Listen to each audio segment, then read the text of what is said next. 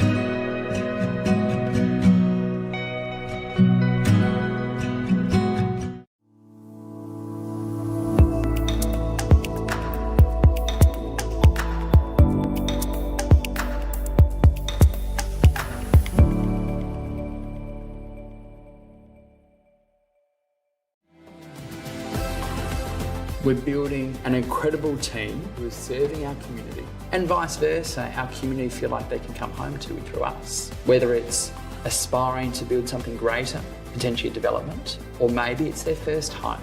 It's about putting that puzzle together, their wants, their needs, and then our experience and making it all fit. They've got a family which wants the best for them.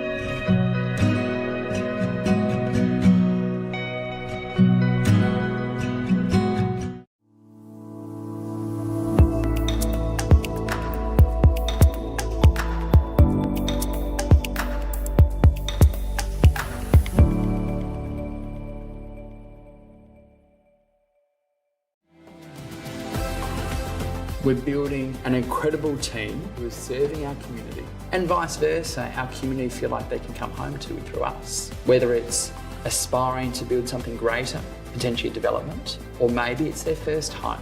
It's about putting that puzzle together, their wants, their needs, and then our experience and making it all fit. They've got a family which wants the best for them.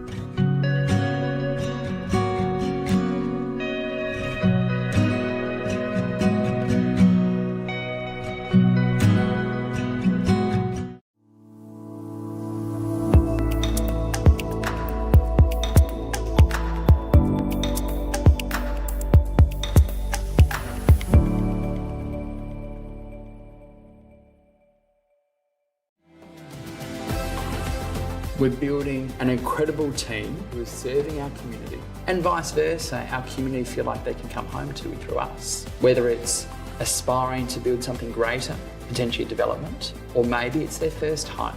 It's about putting that puzzle together, their wants, their needs, and then our experience and making it all fit. They've got a family which wants the best for them.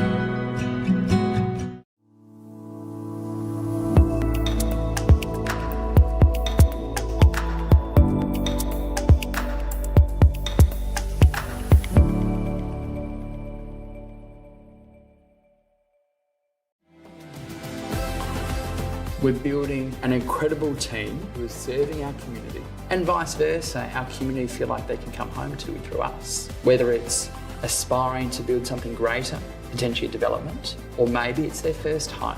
It's about putting that puzzle together, their wants, their needs, and then our experience and making it all fit. They've got a family which wants the best for them.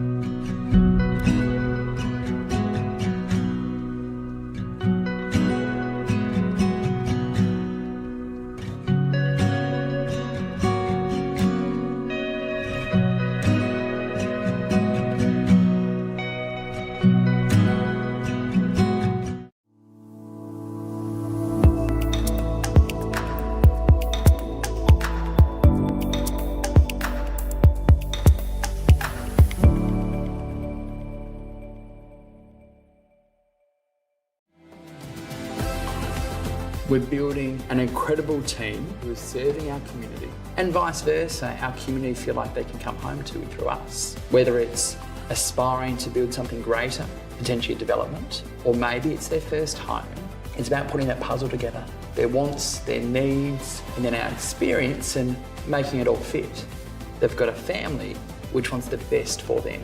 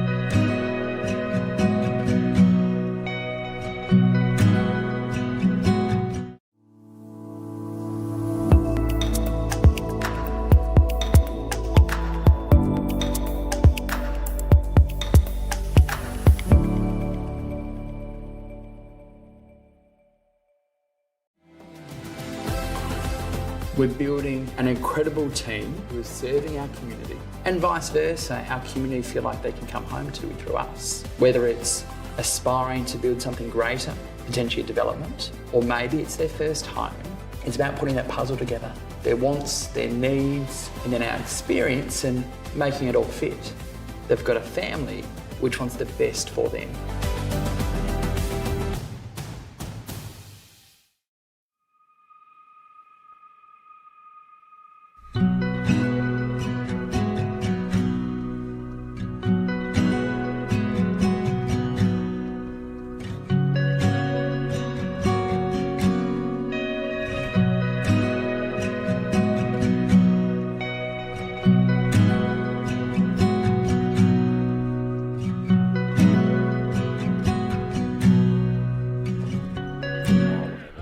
Yeah. Here in Tasmania, we've been keeping a secret. We've been building the most amazing running community for a long time now. We've created events, encouraged masses to enter, and developed a few champions along the way. But now the secret is out. This is the biggest news in Tasmanian road running history. The McGrath Launceston Running Festival has a World Athletics Elite label. No other event south of the equator has one. It makes us the top-ranked half marathon in the Southern Hemisphere. It means the world will be watching. We all have to lift our game. The quality everywhere will rise. Australia's best will again arrive. Yet they won't just come from our North Island anymore. They'll come from all over. The best thing is, you can join them. Go on, be a part of our history.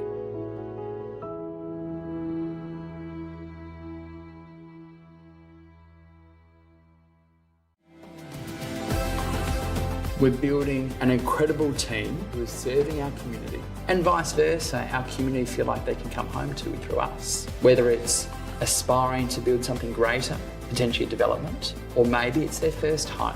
It's about putting that puzzle together, their wants, their needs, and then our experience, and making it all fit.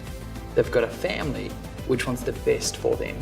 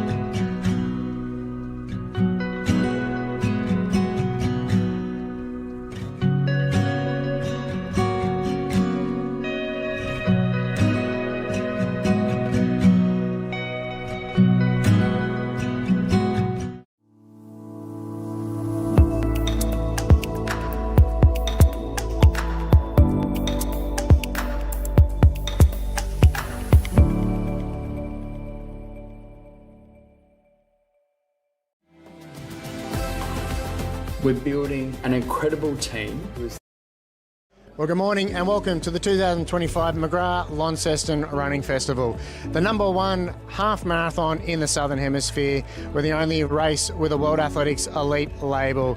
And we've got a full program today, the Pepper Silo half marathon, the Levite Mile early on. Later on, we'll come back to you with the Tamar Cairo 10K, the Athlete's Foot 5K. But kicking off this morning is, of course, our World Athletics Elite label half marathon. And the field we have is electric. And the guys in the commentary box will talk you through it, but there'll be $50,000 in prize money today. There's bonuses galore. The conditions are fantastic. The fields are absolutely stacked. We're so excited to welcome you all on the pinch and the punch of the first day of the month, June 1, and we'll throw to Mitch Dyer and Grant Penny in the commentary. So, ladies and gentlemen, welcome to the 2025 McGrath Launceston Running Festival World Athletics Elite Gold Label Half Marathon, which is the most important part of the day, but of course a huge amount of events on offer for the community and the public of Tasmania. The 10K, 5K and 1 mile events as part of this magnificent running festival in Tasmania. And I'm joined by Mitch Dyer from Athletics Australia, one of the guru of Athletics Australia, the man that we all turn to for what's going on in this fantastic sport of athletics. And welcome to Tasmania, Mitch. Good morning, Grant. It's fantastic to be down here in Launceston, as you mentioned, an elite gold level race, only one of its kind in the Southern Hemisphere. So it's a massive coup for this event, for Welshie and for everybody involved. And geez, we've brought some of the best in the country down here to Tasmania as well. They can always sniff an opportunity, Australian athletes, I'll give them that. And there's no better opportunity on the roads at the moment than being here in Lonnie. So it's sure to be an absolute cracker. Yeah, amazing. And when Richard was talking about helping out with this event, he talked about the number of athletes that have run superbly elite times in this half marathon distance. We're seeing that wide shot at the moment of some of our international visitors from Japan, majoritively, certainly some other countries and stuff mixed up in there, but that's mainly it's pretty much Japan's, or certainly some of Japan's best versus the best in Australia that we've got to offer. And they're all quite excited. It's a very, very cold morning, but these elite athletes know how to get themselves prepared for these early starts. And what a sight it is to see them all ready to roll down the roads of Launceston. Yeah, and they've set it up so well. This looks just like such a quality event. You go anywhere in Europe and you see a very similar sort of setup. In the way that the road has been produced, you're right. There's a lot of Japanese athletes out here, which will be absolutely sensational. A man from Mongolia as well is here. So, look, this is going to be an absolute belter. And, yeah, not a lot of conversation. Now, the talking's done. It's time to race. We're about to hear from Brett Lana, our International Liaison Officer, a big part of the reason why so many of these great athletes are here at this year's event. Brett, welcome to Tasmania. It's a pleasure to be here, first time. You're our International Athlete Liaison Manager, and obviously we've got a number of Japanese, Mongolian athletes out here. Yes. What are we going to look at tomorrow? I think we're in for a very good race. I think the course record, the Australian all-comers record are definitely at risk. Several of the Japanese athletes have run faster than the Australian all-comers record, 61 minutes, 11 seconds. Several of them have run faster than that this year.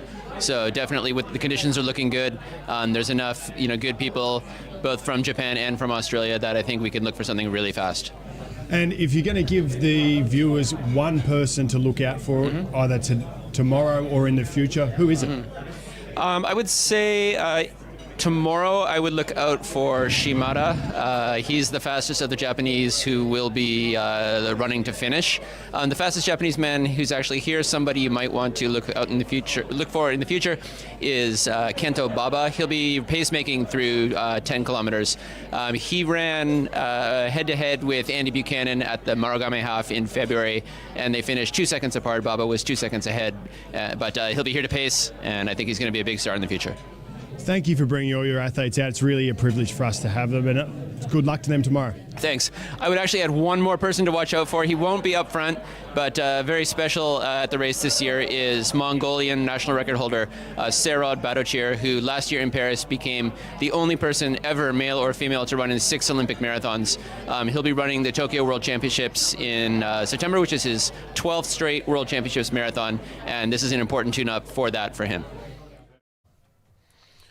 Yeah, great words there from Brett Lana, talking about how all the logistics involved in getting these magnificent athletes over here to Launceston. And we see the shot now going to pretty highly favoured Australians there, Mitch. Isaac Hayne, and of course the recent Australian record holder, Sam Clifford, Tasmania's own Sam Clifford, as we're starting to see that big shot now of all these magnificent elite athletes that we've got. The recent Australian marathon record holder in Andy Buchanan. Of course, Brett Robinson at the top of that list. We know that he's the only man in Australia in the history to go under the 1 hour mark for the half. Pacing today, returning to hopefully his best form again, not quite in that shape, but he's going to help out this magnificent field in this amazing men's race. And we just saw a quick shot of the women's field as well, which will certainly take us through as we're about to get started in the Peppers Silos Half Marathon, the World Athletics Elite Gold Label Half Marathon. Yeah, there's so much to watch here spread across the board. And so I'll see a little bit of a battle of the old versus the young. You see Liam Adams is out there as well as we're about to get underway here. We can see on your screens it's off. So the half marathon is underway. And as you mentioned, an elite gold level event for the first time. The first one, only one in the Southern Hemisphere, which is a massive get for these elites as well to be able to rank in these points, be at a gold level event. You usually have to travel to Europe, or Maury Plant is the only other one that we have in Australia. They get one here in Tasmania, and you can see that the pace is going to be set early. So I think 60-50 has been the required initial pacing through the first 10K.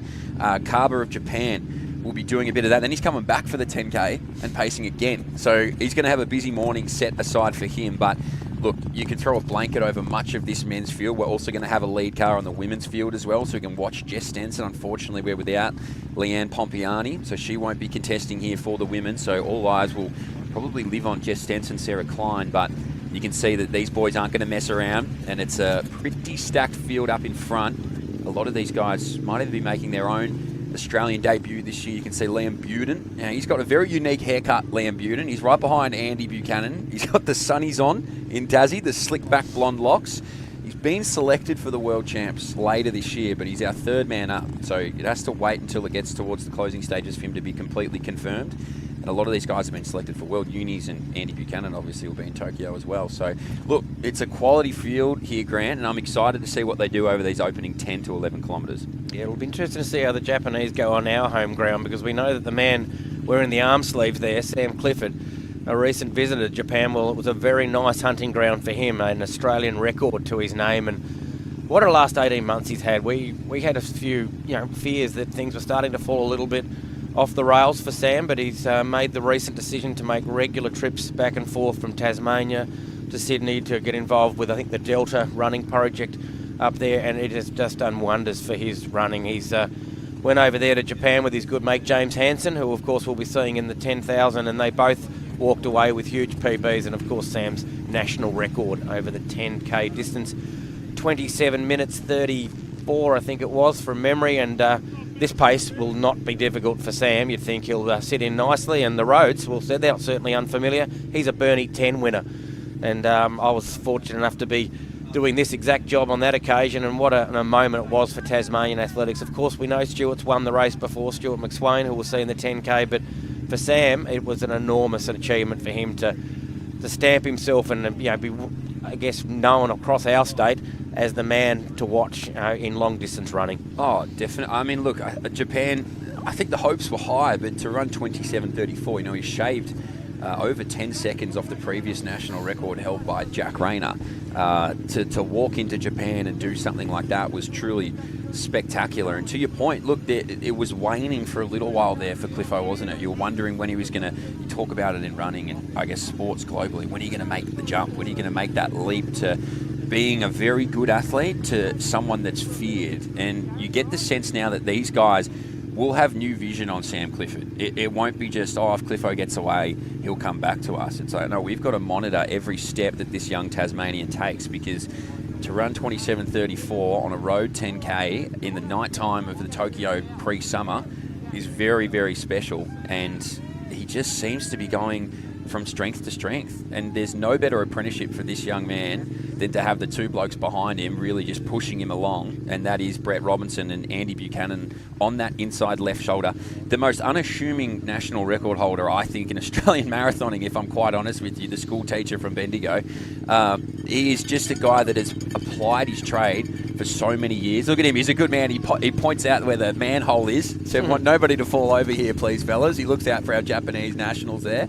But he has applied himself for so many years, Andy Buchanan. He's a runner's runner. He's an old school operator. He was a cross-country man that transitioned well. And I have to admit, Mitch, my experience with Andy is being a professional runner in the VAL way back.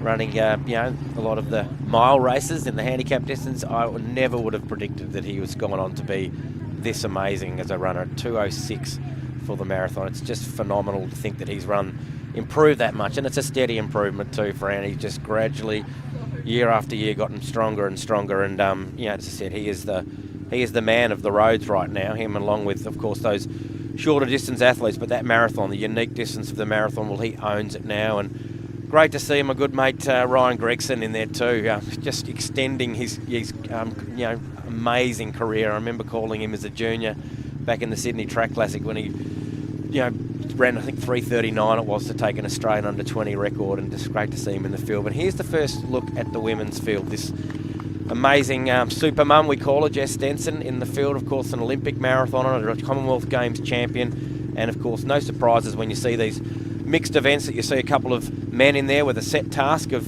setting Jess up for that, perhaps that first half, or maybe even out to 15 kilometres, and it'll be a nice little battle between her and those other ladies just on her shoulder. Yeah, Jess Stenson, to me, she's in the pantheons of the best that we've seen in marathon running in this country. The pedigree in which she's run at major championships and at major marathons is really unparalleled. But look, she'll fancy herself here. This is a beautiful morning. It's obviously cold. I'm sure it looks cold for all those watching on at home. It is cold, but there's no wind, which is the most important part here. If you don't have to face that sort of challenging wind, it's okay. She's got Caitlin Adams, training partner over there in South Australia as well. Had a very, very good run recently, 1:12:33 for Caitlin Adams, which put her just outside the top 10 all time. But look, if they can work together, you can see it there again. It'll be a good group for those two to work together. So Jess Stenson, metronomic in the way that she runs. You remember, I just feel like synonymous. There'll be two moments that'll be synonymous with Jess Stenson. One of them will be winning the Commonwealth Games in Glasgow,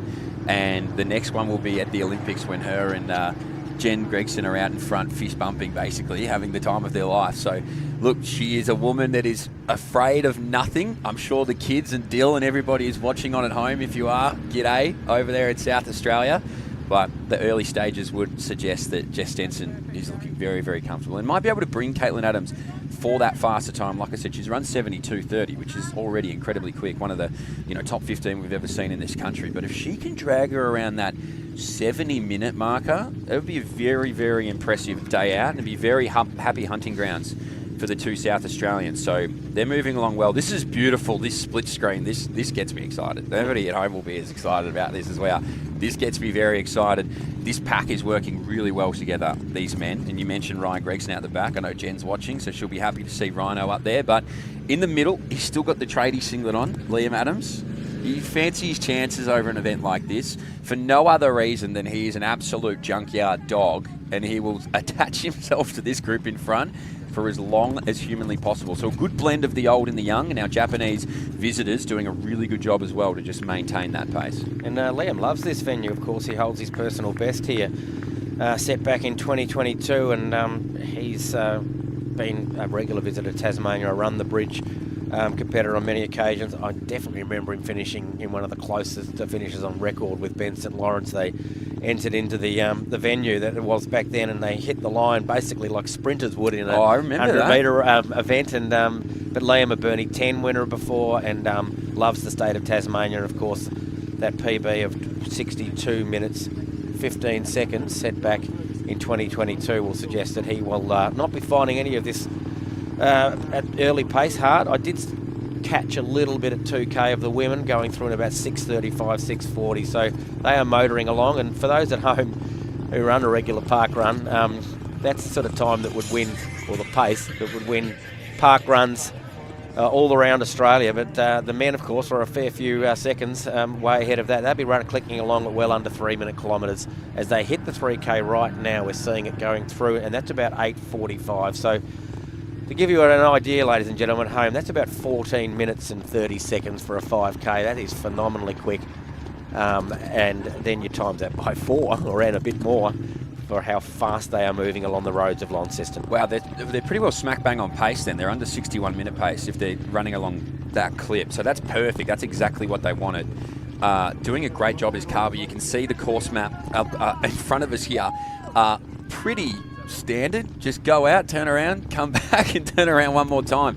I've heard they've taken a little bit of the elevation out of this course as well. So it's pretty well completely flat. Hardly anything in the way that they've been able to adapt it. So it's a big shout out to the crew here that have done an awesome job. As a part of being an Elite Gold Label event, you need every K marked out. You need everything checked off. All the boxes ticked. They've done just that. Here we go. Jess Stenson doing a good job over the bridges here. So again, Caitlin Adams just tucked in nicely on her inside shoulder, the two training partners. So be fascinating. The best probably marker to judge how quick they are going will be once they get to that 10K point and closer to the halfway, and we'll get an understanding, because the half marathon, this sounds sick to say, but can be sometimes an event you can negatively split. There's 3K, so just over 10, just under 10, give or take. So they're moving along well as well. And what we are seeing, which is an advantage for our females, of course, a slightly smaller field as far as those elite athletes go, but to have those men in there to push them along, a small little group of about 5 athletes there that are sort of handling that pace quite comfortably together at the moment. But the men's, look at that, there's a big pack of them. This is like a sort of an international standard marathon field that you'll see, particularly early days. You know, there's big packs there. They're just sort of settling in behind, maybe even having a little bit of a chat with each other, just checking on each other's well-being as they go through. This is not a pace that'll be difficult for any of the guys in this field, but you are seeing the calibre of athletes like Andre Waring, who's already being left off the back there, probably about 10 to 15 metres back. He himself has performed amazingly well in national level races, but we have stepped it up a big gear here in Launceston, and these are the best of the best across Japan and Australia in particular. And look at them all here, just comfortably handling the pace. Early days, still just 11 minutes into the race. We're expecting a time of maybe just over that 1 hour. So early days, just finding their feet, getting comfortable. Yeah, and it is actually a group of youngsters as well that have come across from Japan. So they're all in their early 20s who have moved across here. All performed incredibly well.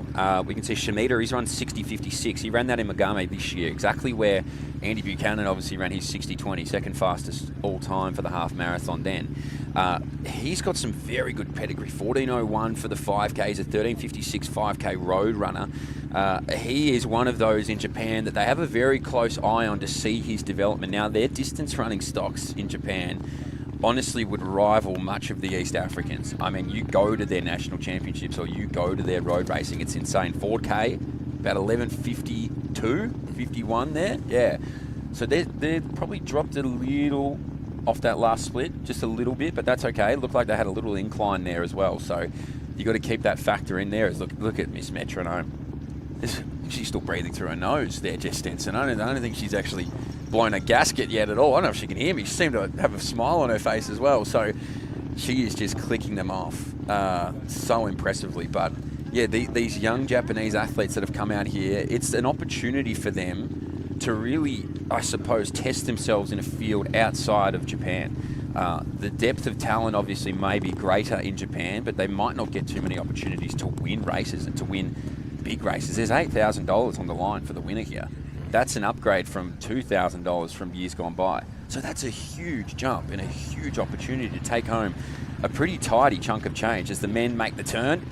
And, oh, you know what? I would have thought Ryan Gregson would be one of the best to make that turn, but it looked like he just got his legs clipped out from underneath him. And here we go. Sam Clifford, he's going to just attach himself to Kaba and just find a spot on the back of that beautiful purple singlet and just maintain through the 10K that he's going to lead them out. They're amazing to watch, aren't they, these distance runners, ladies and gentlemen, just handling things quite comfortably as I said, make that first of the significant turns. That can put a bit of a sting in the legs, can just, the pace would have just been feeling fantastic, and then having to slow right down to make that big, vicious turn, but there's not much of those throughout this race. We talked about the lack of elevation now. They've taken certain sections out of the course to make it as fast and as flat as possible. And as Mitch said, conditions could not be any better here in the morning on the 1st of June. So again, we're sitting at 13 minutes 45 into the race proper. We're seeing the females field in the big shot at the moment with, of course, Jess Stenson. Caitlin Adams, of course, loves Tasmania, a former Burnie 10 winner herself. So she's happy to be comfortable behind Jess at the early stages, and I'm just trying to catch the name of that third I think it's there. Yumi Yoshikawa from Japan. So a 2:25 marathoner at her best, and she set her half marathon lifetime best last year in Valencia, of all places, of course, the fastest half marathon in the world, 69:32 for her. So she's a seasoned runner out of Japan, an incredible athlete. She's a sub 32-minute 10K runner as well. So again, I could talk to the lengths of Japanese distance runners' versatility. She is probably a staple of that. They hit the turnaround now. Who gets it best? Oh yeah, Jess did a good job. That's a professional turn, that one. But like I said, 69:32, so she's only 20 seconds off Jess Stenson's lifetime best. So as this race unfolds and it starts to get to the crunch, just watch for that, because she seems to be pretty happy to sit off the back of Caitlin Adams, who at the moment is on pace for a lifetime best. But those group of three, that'll be an interesting race over the closing stages as we return our attention to the men, and Carver doing a good job to set this tempo for, if you had to, it's always too early here, 15 minutes into a half marathon, but if you were eye testing the individuals in this race, he's very, very smooth and comfortable with Sam Clifford at the moment. Just head down, metronomic in the way that he runs, or he exhausts no energy. And what I mean by that is if you were to put 2 sticks either side of his torso, I guarantee you it would stay inside the 2 sticks the whole way through. There's no swaying, there's no movement. Everything is just so beautifully in line.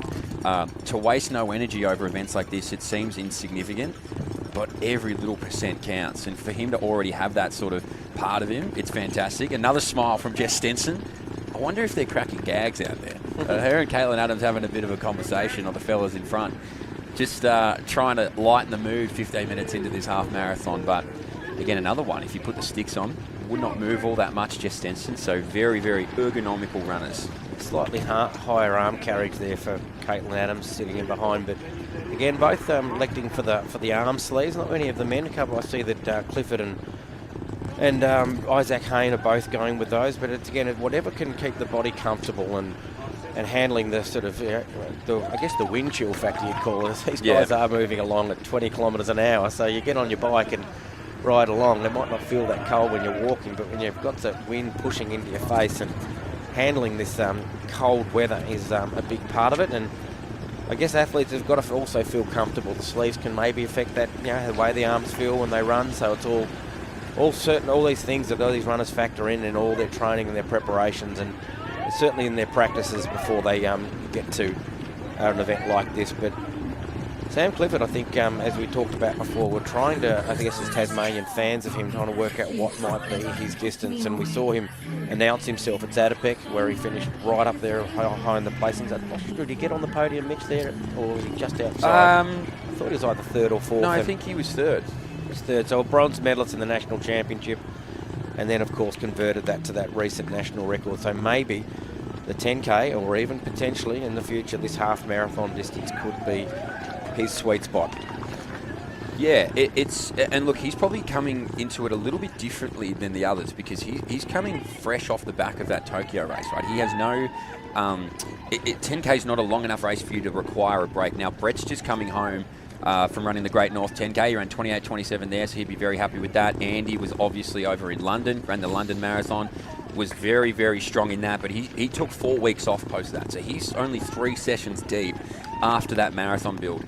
Sam Clifford, he's been the body of consistency, really, and I think to your point where you're talking about, are you going to make the leap, you're not going to make the leap, his level of consistency over the last 18 months is unrivaled. And if you can keep your body in line, if you can keep yourself fit and healthy, that's half the game. If you can just keep yourself on the track, you are going to progress. You can see Ryan Gregson maybe just feeling the pinch a little bit there. He's towards the back. Look, he's a 63-minute man, so if they're running at 60-50, it's very, very quick. Liam Adams maybe the next one towards the back of the field that's having a little bit of a look around. I've heard he's in lifetime best shape, which is around 62 minutes. But a big difference from 60-50 to 62 minutes. A minute doesn't sound like a lot, but over 21 kilometres, it's a huge journey. But to your point, Clifford, I really do think that he's had the best sort of preparation, I suppose, leading into it. A half marathon, a little bit of an unknown for him right now, but look, he went swinging for the fences in Tokyo. He may as well swing here in his home state of Tasmania, and it looks like he's going to do just that and apply the pressure on this group behind him here. Just really see if they want to roll along with Carver or not. Yeah, and the thing is, you look at his PB, 63.51. Well, that's certainly not reflective of the form that I think we all believe he might be in at the moment, and that was probably pretty much the start of his turnaround. He started to was getting a little bit lost, we thought, again, back here watching him, that where he was going to end up in his in the sport, and I think since then he has just done everything perfect since. So I think while we grab this opportunity, we might hear from some of our elite athletes about how they felt about the McGrath Running Festival this year, in particular the Peppers Silos Half Marathon, as we'll hear from some of our elite athletes about their thoughts about this year's event. All right, Andy, welcome to Launceston. Thank you. It's one of my favourite spots in Australia, so it's always good to come down here. Backing up off London, how are you feeling? Yeah, it's. I had a few weeks off. I really like to have a bit of downtime after a marathon, physically but also mentally. So I was pretty flat after London. I think just a big marathon build, and I didn't race how I wanted to race. So it was really good to not live like a runner. So yeah, I'm feeling really good now. I did a little bit of training. I probably had 3-4 weeks of training, and I think I'm in a really good spot for tomorrow. And it's the Australian marathon record holder versus the Australian half marathon record holder. How can you see this playing out? Yeah, I'm really looking forward to racing Brett. We don't go head-to-head very often, so I'm not sure. We're at very different spectrums. Like he was meant to do London, kind of got injured, ended up pacing, and I'm kind of coming off London, so I feel like he's building into his fitness, whereas I've just finished my main race. So it's I'm really looking forward to racing Brett. He's a good friend and a good competitor, so hopefully I get the win over him. Thank you, Andy. All the best tomorrow. Thank you. Game face, doesn't he? Yeah, he looks pretty sad. I feel like he would love to win at home. So good to hear from our athletes there. Andy Buchanan, who, like I said, he comes into this prep just a little bit different than maybe what most of our athletes would be. He was so strong over in London, just outside the top 10 there, and then he took a month off. Look, a marathon takes a huge toll on your body. You need to take some time off. He's done 3 sessions. I spoke to him last night. I said, all right, the quality of those 3 sessions, Andy, let's not lie. Were they good? He said, I'm fit, but I've only done 3 sessions. So you can see that he's making a conscious or non-conscious, whatever you want, I think it's conscious, to just sit towards the middle part of this field. Don't sort of show your hand too early. Just see what the legs of everybody else is doing. 2 guys, to me, look like they're on a mission. And one of them is Sam Clifford, who we've talked at length about, and the other is Brett Robinson. So Cliffo spotted a mate in the crowd. He says, thanks, big fella. I'll see you at the finish line. No dramas.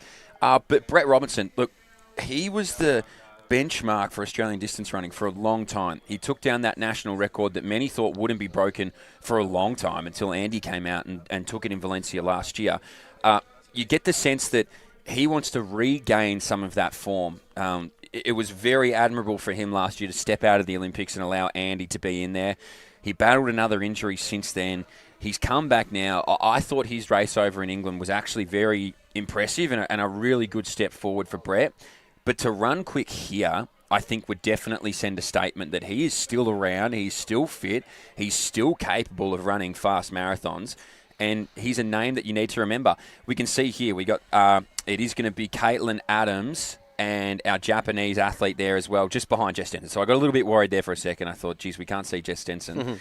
That's alarming. But rest assured, Yoshikawa and Caitlin Adams are still right behind Jess Stenson there, who will gear up, I believe, for Gold Coast in about a month's time, run the half marathon there, and then find another major later in the year. So, well, that's always been our big race, hasn't it? The Gold Coast Half Marathon. That's where all of the elites in Australia have headed. Well, will this become the new destination? I hope so. Yeah, I hope so. We can talk about it a lot, the importance of a gold level race, an elite gold level race. And if you're just somebody who wants to watch this race and we're talking about it, you're like, what the hell are these guys talking about? This is the only road race in the Southern Hemisphere that has been labelled an elite gold level race, which brings on more funding, which brings in more athletes, which to qualify for major championships you need points. It's a point system for World Athletics. Gold level races have the most points, they carry the most weight. So if this is going to maintain gold level status, and I have no reason to believe that it won't, next year's event could be even bigger than this. It's a 68% growth from the amount of people that were entered in this event last year to this year, and they only had about 7 weeks to advertise that they had the gold level label. Now we've got a year. So what can be done in Launceston if these guys and girls come out here and run as fast as what we predict they're going to run? And don't forget, we've got 10Ks coming up after this half marathon as well. The infancy of this event is exciting, but the growth and potential of it is just absolutely outstanding. So have a look at this. They've broken it up. They've gone from a bunch to testing who wants to be out in the lead. It looks like Carver will go close. Well, Bubba's probably got about 5 extra kilometres of what? He wants to get to 10K. So he's probably about 2K off. It's the pack now makes their way around him, though. So wouldn't be surprised our man on the left, if he steps off shortly, but Might be looking for an ideal spot to do that, Yeah. perhaps.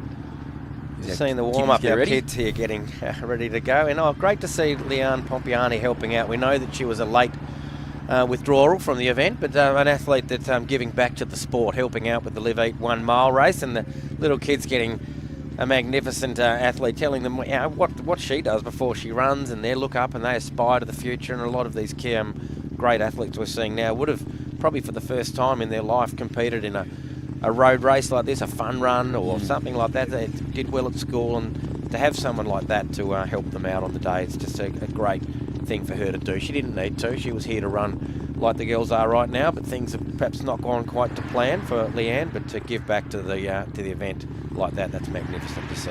Yeah, it is good to see, because it's very easy to get sort of down and frustrated about the fact that you're not racing and really disengage from the event altogether. You know, she could have just stayed in a hotel room and just gone, no, I want to stay warm. I want to be down there and doing this stuff. But clearly a woman of the people, one of the nicest women in general, one of the nicest women in athletics. Fantastic to see her down there. And the kids are probably just watching on, warming up, wondering if they could be the next Leanne Pompiani. It's a good crew. Yeah. Now that is a big beanie for a 1 mile event, and I respect it. I almost wish I could go out and take it from you. But a good number of kids here as well, and this is what sort of bringing the best, not just in the world, in the country, in the world, everything like that does.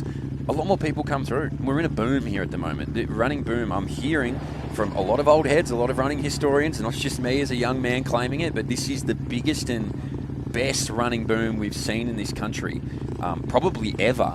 And the depth of it is just going to bring in more kids like that. So I love watching kids do the run. I was a bit concerned for runner 5150 there. He was only up to the waistband of an athlete to the right of him. I just hope he's okay and doesn't get trampled over.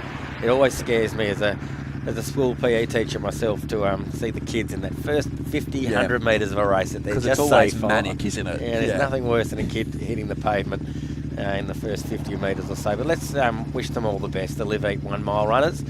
Certainly part of this fantastic running festival, the McGrath Running Festival of 2025. We are obviously focused here on this World Athletics Elite Gold Label half marathon at the moment, but it is a festival of running. For over 3,400 athletes have signed up across the 4 distances on offer over this one day, and just the one day, not the 2, as was experimented with over the years. And I think to have it all encapsulated into one day and a big festival atmosphere is a much, much better change. Yeah, I agree with that. I think having it all in one morning, one day, everybody gets to celebrate every event. I think it's a much better way to go. Sometimes when you extend it as well, you've got to close more roads. It sort of creates a little bit more of a headache. But the one-day festival is fantastic. I'm loving this split stream here. I'm absolutely loving it. Sick. We can see maybe now the gel's in hand for Jess Stenson, so wants to get a little bit of that energy boost because she's got some company on her shoulder. A really unassuming sort of run here from Yoshikawa, who, as I said, was just sitting off the back of Caitlin Adams. She's a 69.20 runner at her best. Seems to just be getting better and better as well. That lifetime best was only set last year. She's 35 years old, Yoshikawa, so they're around a similar age demographic here, but I get the sense that she will be very happy not to touch the lead from Jess Stenson for as long as possible. It looks like they're driving uphill slightly here. You can see the lean start to happen for both of them. Caitlin Adams is only about 10 metres off this pack, so she's still got that group around her. You're about to see the camera just slightly flash to it there. You can see that. So she's got a couple of guys around her there to continue to push that tempo. This is a watch for mine. This will be a very good battle over the back stages here for Jess and Yoshikawa. Caitlin's going to have to rely on that group of gentlemen behind to help her maybe make contact again with our 2 race leaders, but we are seeing that real first significant move for particularly our race line winner. Who will it be? Stenson, certainly the favoured one for local athletes, but these Japanese, they've loved to come down here. They want to stamp themselves as, internationally acclaimed distance runners, which we know they are. But the men, much more company in that group. They're a little bit of looking around, checking each other, how we're going. Have we seen 10K? I'm not sure. It must have been clicking on by. We might have just missed that split as we're about to see the Live 8 1 mile get underway. Yeah, so look, you're right. The height discrepancy in this race is outstanding. I'm looking at 5092, and then next to him, Just be safe, everybody. That's all I say. It's can't win the race in that first 20 seconds, but certainly some think they can. Oh, they'll try. They will try. If you want to see the most manic start of this whole morning... 51.50, I'm worried about him. I'm worried about bib 51.50. Oh, please. Yes, I don't see him anymore. Yeah, so I think he took a step back. The start line. Well done, young fella. I think he took a step backwards. That's what I like to see. Mum making sure everyone's safe, holding hands for the first bit. It's about fun. It's not about winning.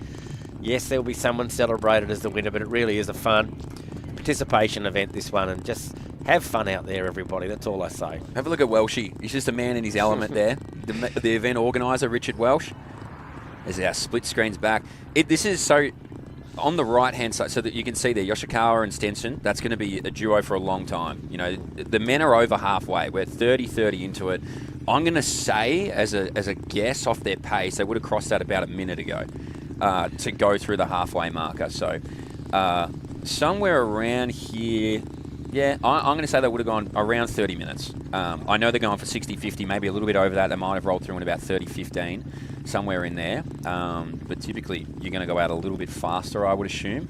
Now, the group behind this leading pack, and we'll give you all these names in a moment, but it's Liam Adams and Ryan Gregson. Now, probably about 3 or 4 kilometres ago, Liam Adams was a lot of looking around his back shoulder and saw that it was Grego behind him.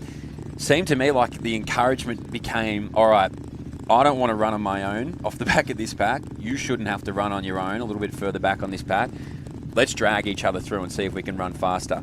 That's senior experience right there between those two. They know that you don't want to be on these roads all by yourself, as we're seeing Caitlin Adams out the back there now, finding herself in that position. Those two pairing up will actually be the best thing for them, because if they can find a little bit of energy here, and if this invisible elastic band we talk about in distance running doesn't snap, they'll fancy themselves with a real good opportunity to run very, very fast here. So you can see Adams constantly over his back shoulder having a conversation with Gregson. That's a watch for mine. I love watching those two guys go at it, but doing such an incredible job to lead them out here is a stack of Aussies with some very, very good young Japanese talent. A little bit of a changing of the guard. Perhaps we know Liam's been an amazing athlete for so many years, along with Gregson, perhaps in those shorter distances. We know he's an Olympic finalist in the 1500 metres and performed at the highest level in diamond legs, and I think they were called golden legs perhaps when Grego was doing his best work, but he's transitioned up. He's running a magnificent coaching operation up there in Queensland with his wife Jen, who's expecting their second child at the moment, but still running. I'm sure there's not going to be much of a turnaround from second baby to back on the roads again. But those two have given so much to the sport, and when we are perhaps seeing the new breed, I mean, we don't dismiss, of course, Brett Robinson. He's probably in that era as well, and we want to see him back to his best. We know he is the only man in this whole field that's run under 1 hour for a half marathon, and that recent form over in England suggests that, who knows, we could be starting to see Brett back again. I guess we all expected him to make that big jump to the marathon, be the marathon man, but he's had stomach issues, something to do with some... I know his coach Nick Badeau has tried so hard to work out and find out what their solution might be, and who knows, maybe we will see that with Brett. And like you said, an amazing act of sportsmanship to give up his spot to the Andy Buchanan in that marathon at the Olympic Games. But who knows, maybe Brett will be back. He is an amazing athlete. He's given so much to the sport, and again gives back to the sport through his own coaching as well. I know him and Jack Rayner, I think, run the Pulse Running, Mitch, in Melbourne, and that has got enormous numbers of athletes. So a lot of the people in that Pulse Running group would be supporting Brett now. They'll be hoping that he can do something as their leader, their coach, the man that guides them through their journey in the sport. And who knows? I don't know. I tell you what, Andy Buchanan may be having a few difficulties there. I'm not sure if he's lost some contact. He's still in the group, but starting to whittle them down, aren't we, as we're getting further and further into the Peppers Silos half marathon, this elite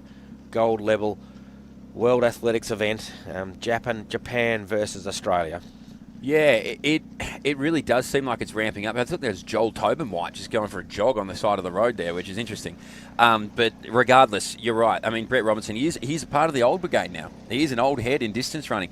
He seemed to make a bit of an earlier jump to marathon running alongside Jack Rayner back in the day, you remember, as Jess Stenson now looks one out here on her own. She's got a good 5 metres back there to Yoshikawa.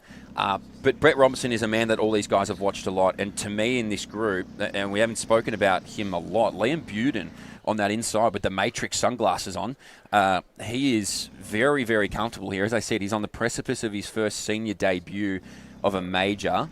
And he is just humming along here. He's been selected for that marathon team as our mile finishers come down here. They had to get the banner out quick enough, and Leanne Popiani just Jeepers. in time.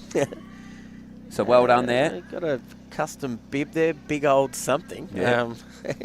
I think that was part of the entry that you could get your own custom Tall bib. old something, Yeah. I'll tell you. There is, I think, a championships events part of this weekend too. I think in a Tasmanian half marathon championship, which of course probably the moment Sam Clifford is number one there and from Tasmania's point of view, but the others I'm sure are a fair way back in the field, but they'll be battling it out for medals. And I think I just saw David O'Toole go through the line, a very good decathlete back in the day, so great to see Dave still keeping himself fit and healthy, having a go in the mile race there, perhaps with some people he knows included, but a very good decathlete was David. Back in my time, Mitch, it's been a while since I've competed as an athlete, but I'd still love the sport and watch events like this. Is amazing to see in Tasmania, isn't it? This strength of field. Look how strong all these runners are. And I trust you, ladies and gentlemen, trying to keep up along the side of the road. Well, you might do it for 300 or 400 metres, but then you'll just find the going a bit too tough. You have to get on a bike to keep up with guys this fast. Oh, absolutely. They're humming along. I'm fascinated to know whether the pace has dropped at all. I don't think it has. It's actually been rather consistent. You could see, you made a point earlier, maybe Andy Buchanan was starting to feel it. He looks like he's just spotting a little bit of distance to this group. Now, you've got a lot of room on the roads, obviously, far more than you'll ever find on an athletics track, but still, he wants some clean running ahead of his heels. He's right behind. He's almost got a perfect windbreaker, does Andy Buchanan, because you can see he's 3 bodies deep. Brett Robinson making the check left and right just to see where the might of this field is. Isaac Heen running a really strong race there, the South Australian. Clifford, I mean, we could talk about him till the cows come home. The Tasmanian, just ultra consistent over the past 18 months and got to cash in with a national record in Japan. And Liam Buden. This is our Australian contingent. It looks like it's going to be Shimida, Kuniyasu, and maybe Kento Otsu, I think might be our Japanese 3. They're the fastest on paper, so I'm assuming that it's those 3 that are in there. I can't quite read the bib numbers, so please forgive me if I'm incorrect. But these guys as well have been ultra consistent. You can see Andy run. He's gone wide here now, so he's really making an assessment of the course ahead. Ryan Gregson's broken... Looks like the spirit's a little bit of Liam Adams behind him there as well. So Grego, 63-minute man, at this juncture would be faster than that if he can maintain this gap back to the group. Isaac Heen distracted by something in the sky, distracted by something around him there. His head's left, right, it's anywhere but forward. I don't mind that tactic. You want to try and numb yourself a little bit from what's happening and just to keep switch himself off. Relaxed. I reckon he's switch just off. Saying that this is not as painful as it is, and we know that running at this speed is nothing but painful, but these athletes are part of it. They feel it all the time, as we saw. We just saw a K marker there. Not sure exactly which one it was. I'm going to guess and say it was 13 kilometres. So 38 minutes at 13 kilometres. Again, do some maths on that one. I think we're still looking at a time just over the hour. We'll do some sums back where we are here, but I'm pretty certain that was the 13 kilometre marker. So it's just over 8 kilometres to go. As we know, the 21.1 kilometres is the half marathon. And look, using all parts of the road here, some going right over to the shoulder there, our Japanese competitor, and he looks to be pushing the pace pretty hard. Sam Clifford has always, throughout the whole race, been looking total control. And I will say the same for Brett Robinson too. He looks like the poker face there. He's handling things well. This is not an unfamiliar environment for Brett Robinson. No, absolutely not, and that's what I'm saying. He's the old hand. There's not a lot of race situations that I think would throw Brett Robinson off. He would be backing himself here at the moment.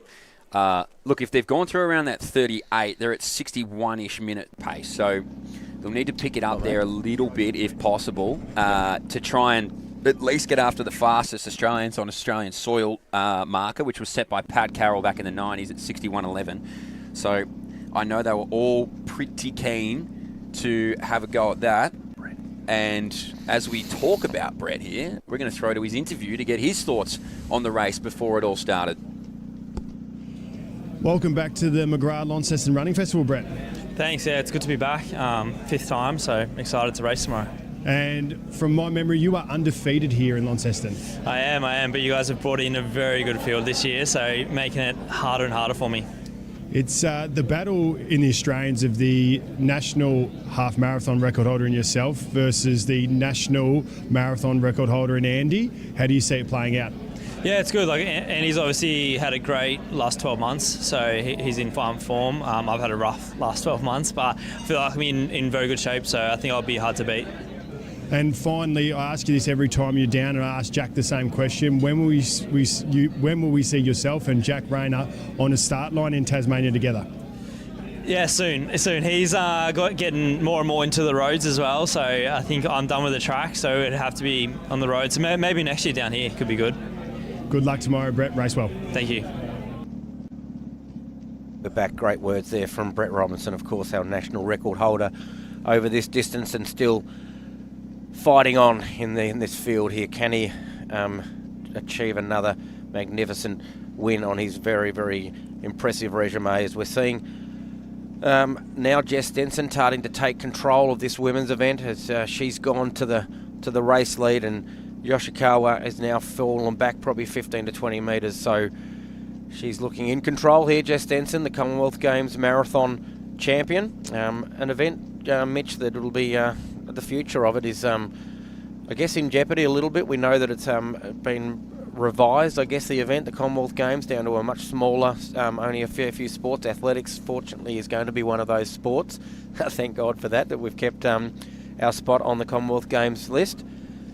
And let's hear from Jess, our Commonwealth Games winner, and what she thinks about the McGrath Running Festival for this year. Jess Stenson, welcome back to Tasmania. Thank you. I'm excited to be here. My assumption is you're the only Commonwealth Games gold medalist to run in Tasmania. What are you expecting tomorrow?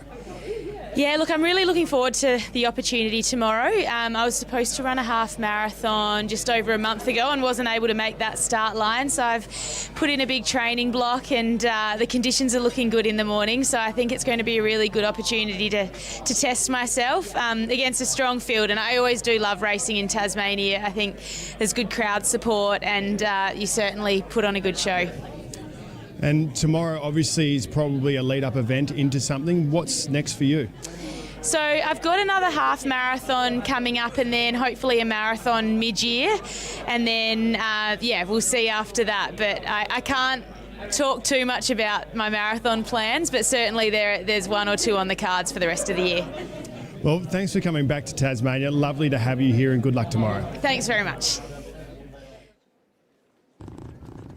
Always a magnificent giver back to the sport as Jess Stenson, and such a bright personality, a magnificent role model for all those that involved in athletics in Australia. And I think she's got a lot of supporters everywhere, not just in South Australia. She's her story is amazing. She's always gives it absolutely everything for her country in whenever that occasion presents itself. We're seeing Sam Clifford here doing a bizarre stretch there, one you might get in a PE class there, just stretching the side muscles up there. You might just be feeling a little bit of discomfort, but the men's field, which we're getting of it, and again he goes with that very bizarre, just the old yoga pose. Yeah, it was a little bit, but look, it's shows you how balanced I guess they are, and how their techniques are so refined and perfect that they're still able to keep ticking along at just over 20 kilometres an hour, as we're now seeing the elite women and some of the men that certainly won't be contesting the win going past in the other opposite side of the road there. We saw Caitlin Adams, I think, just go off into the distance. So,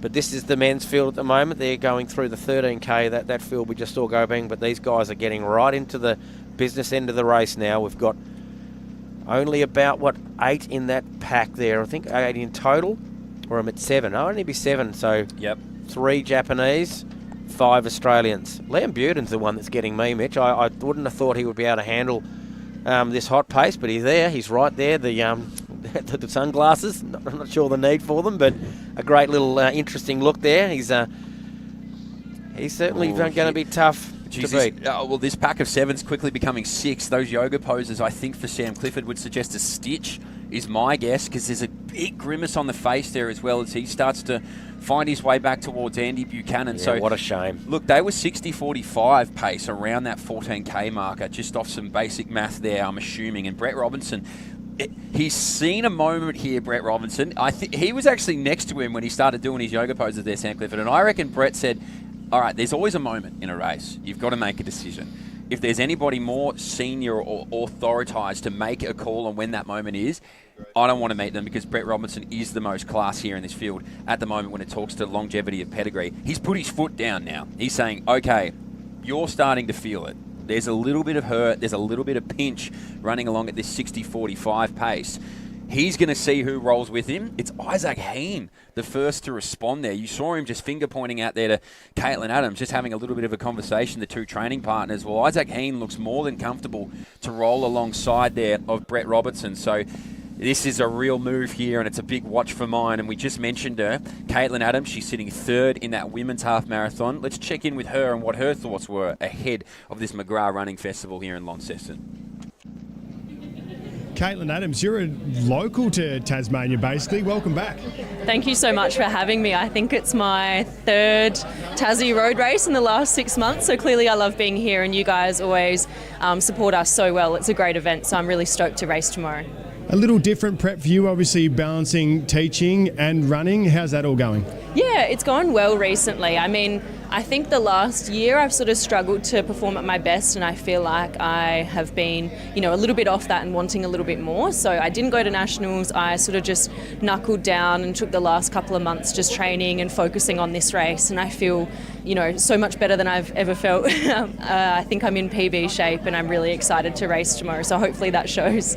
Yeah, I was going to say, is that what we're expecting tomorrow from you, a PB? Yeah. I think, this week's been awesome. Obviously, I've just got through the school week, and I've been eyeing off this race, and I feel like I'm in PB shape, but you never know with a half. It's only going to be my second half tomorrow, so fingers crossed, but I think definitely PB. Hopefully. Well, thanks for coming back down to Tasmania, and good luck tomorrow. Thank you so much for having me.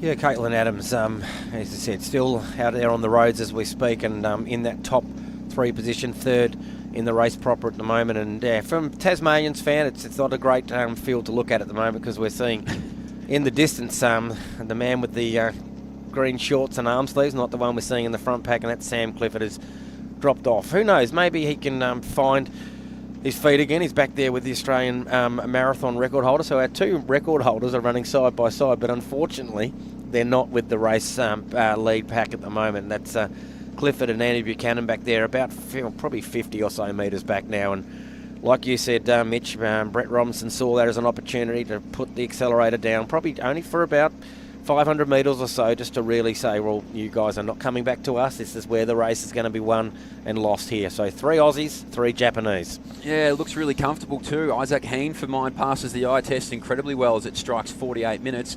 Had a big smile on his face when he went through the drink station, so was happy to have a bit of a conversation. And look, there's 2 different approaches here. Brett Robinson is head down, serious business. Let me see what I can do with this field. Whereas it looks like Isaac Heen is counting the amount of trees he can run past and spot, or find some people in the crowd that he can find a little bit of energy from. So, look, he's on his way to a lifetime best here at least, is Isaac. 62.27 was his best leading into this. It looks like Kuniyasu I can see in the purple there, and it's Shimida as well from Japan. So there's 2 of our 3 Japanese athletes. I reckon it's Kento Otsu who is that third one. So our 3 Japanese men doing a really good job to hang with the best of the Australians. Liam Buden, look, he had his moment there. Obviously, he ran such a great marathon last year. He put himself onto that team for the World Champs in Tokyo. He's that 3rd man qualified here at the moment. This would be a big moment for him if he can take a win here. Like I said, it seems like it's the old on the young. You probably wouldn't have predicted leading into this that the 3 remaining Australians would have been Isaac Heen, Brett Robinson, and Liam Buden. You would have been throwing around Clifford. You would have been throwing around Andy Buchanan. You probably would have thrown a blanket over a few, but it talks to the depth of distance running in this country at the moment as Isaac Heen checks his watch. So through 14K, they were on pace. They were on pace for about a 60-45, 60-50, somewhere there. They get this downhill section now where they can roll. Clifford is back out in front there of Andy Buchanan. So he's found a little something. I don't know, it might have been a conscious decision for him to just drop back, not have to push through a really hard stitch and back himself to find a little bit of form later, because it seems to me like he's gaining a little bit of ground on this field. Again, that's just the eye test. It's hard to know unless you're out there, but we also look to the left-hand side, and super mum, Jess Stenson, she is the leader of this brigade of super mums in this country. They are just phenomenal, the likes of her. You talk about Jen Gregson, you talk about Sinead Diver, you can sort of throw a blanket over a lot of women in this country. Lisa Waitman as well. This has just been phenomenal. She's had a good year as well. 13th in those Olympic Games last year, don't forget. Jess Stenson, after running that debut marathon to put herself on that team, was a remarkable performance. They've gone through another case split there. I'm unsure which one. So we'll try and get a read on that as we can. But yeah, just looks in ultimate control here, Jess Stenson. You can tell she's getting some applause from the other side of the road. A lot of smiles back to people. A smiley, fun, happy operator. And this is the great part about these races, that when things are really, really tough for our elites, as we're seeing them here, they are starting to see the runners that watch them and follow them, and maybe try to do something like they do, supporting them on the other side of the road. So a fantastic event that can be provided to the athletes, that they get lots of support, particularly the Aussies, because they all know them. And Jess, with that sizable lead and comfortable lead, is able to enjoy some of that. So a lot of the time, the seriousness of a race like this, you can't afford to be turning around and saying hello to your mates on the sidelines. But she's got that beautiful feeling of being the race leader. But tell you what, Isaac Hayne, Brett Robinson, our three Japanese, we think they're Shimada, Koniyusu and Otsu. We think that's the three. We've been trying to make out those bibs. They are right there. They're in a nice little straight line here. So maybe the pace has been picked up a little bit by Isaac Hayne. They're starting to get Liam Buden maybe struggling a little bit off the back there. So maybe 5 or 6 becomes 5 very shortly. Yeah, and it'll just be fascinating over these closing stages. You can see a Yoshikawa in the background there of Jess Stenson's split screen. So certainly not away from Yoshikawa, but it is hard to bring back distances as you get later into this half marathon journey. Liam Buden may be the next man to feel the pinch from this group. You called it beautifully there, Grant. So you can see the 3 Japanese hanging in. It could also be Yoshioka. I'm not sure who our 3rd Japanese athlete is. We know for sure that it's Shimoda and Kuniyasu. We're just waiting to get a read on the 3rd of our Japanese athletes there, but they're all working incredibly well there. Yep, you can see Shimoda, you can see Kuniyasu, and it's our 3rd man who we just can't quite read as he goes wide, and it is Otsu, I think. No, too hard to tell. Too hard to tell from here. We'll get a read on them, but they're more than happy to let Isaac Hayne continue to press this pace. The youngster, 62.27 for Isaac. He's a bit of a road racing specialist. I believe he won the 12K National Champs in South Australia just last year. I'm pretty confident in that. Could be wrong. Someone will tell me if I am. And he's won the Burnie 10 before as well, yeah, Mitch. So he is a man that, again, maybe a little similar to the storyline of Sam Clifford, where you're waiting for that huge moment for him to come out, because he's run well on the track. He consistently performs well at the Zatapex and the Track Classics and the National Champs. He's never really far away from being top 7 in those sort of events. But to take a gold level win would be massive for Isaac Hayne. Biggest win of his career, no doubt. Absolutely. And this is what they're doing right now. They're pushing the pace hard. They're trying to get their most significant win on their resume. And for Isaac Hayne, it definitely would be the case. He's got Brett Robinson, who knows events like this. He's certainly won events been very high up in events of this calibre before. So he knows the importance of it as well, as we're starting to get really serious now. We're less than 10 minutes away, ladies and gentlemen, until we see them coming down towards the finish line. And still, Isaac turning around and having a chat to Brett and having a good time of it too, the 2 Aussies. They're still talking, these 2. They're genuinely having a conversation. I don't know what Isaac said to him, but he had a very big conversation with him. Only 4 left now. There's another one of our Japanese athletes has fallen off the back. The pace has gotten a bit too hard and grueling for him. So 6 became 5. Now 5 becomes only 4 on the roads here at Launceston. You wonder if the conversation between Hayne and Robinson was, it's going to be a sprint, don't you? That's what this is going to come down to. This is going to be a kick. they're still, I think, under 61-minute pace, which is absolutely incredible as they make their way back up again this slight uphill. You're right, Buden well off the back here now. He can't really contest. He's been really strong through the first 50 minutes of a race. You think about it in that context, it's pretty impressive. But this is going to be a big, big finish, and you cannot rule out the Japanese, the two Japanese behind here, which I think is Kuniyasu and Otsu. They are very quick. They're 61.43 runners at their best. Brett Robinson, obviously a 59.57 man. It's a hard sort of caper to put up against someone like Brett, who's also gone to the Olympics for the track events. But this is going to be a fantastic finish. The young versus the old bull versus the young calf. It'll be interesting to see who can get the best of the pasture, because Isaac Heen, look, the vibe check of Isaac Heen would be that he'll love a sprint finish at this point. He's got his pedigree on the track as well. I mean, certainly Brett Robinson has been a 5,000 representative at the Olympic Games, so he knows how to turn the accelerator on if required. I'm not sure about the Japanese's track backgrounds, but it could be coming down to that. It's going to be a dash to the line here. Who's got that big change of pace when the legs are absolutely screaming in pain? And Isaac Heen, you can just think that maybe the smiles and the laughs have just gone now as he knows that I'm starting to prepare myself. No water taken on here. It's business time now for the top four in the Peppers Silo half marathon, the World Athletics Gold Label event. Who can take a big, big victory on the roads? So it's Jinya Otsaki, who's our Japanese man in fourth. So Jinya Otsaki is a 63.42 half marathon runner, 29.51 for the 10K, 14.03 for the 5K on roads as well. So he's on his way to a huge day here if he can stay there. He's in the fourth spot, and I'm trying to get a read on who that is in third. Yep, so that is our man in the fourth spot there. So he's having himself a day.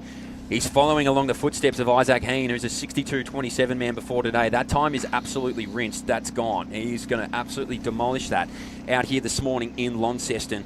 And now this separation, will it be made? Are they going to roll into the closing stages of this half marathon 4 wide? Are they going to try and make a bit of a move before they start to get through the winding sections of this finishing chute? This is a moment where you've got to make a decision. Isaac Heen, you can see he's putting his foot down. He is trying to just will this field forward and see whether or not he can get some separation. But if you take a quick glance on your left-hand shoulder and you see 59.57 half marathon Australian record holder, Australian marathon running second fastest man in history, Brett Robinson, that's a hard sight to witness. Will he realise his opportunity here? Isaac Heen, can he produce the biggest performance of his life and win it? He's leading at the moment. He's just saying, well, if I'm in front, I'm giving myself the best opportunity. I'm controlling everything from where I am, so it's real business time now, ladies and gentlemen. We're less than probably 5 minutes away from seeing them through the line. They are creeping closer and closer to that 1 hour mark, the magical elite sort of time, I guess we see in road running that signifies whether you are one of the best in the world at half marathon. But it's not about the time now, it's about the win. Who's going to take the victory? So there's Shimada sitting in that third spot as well.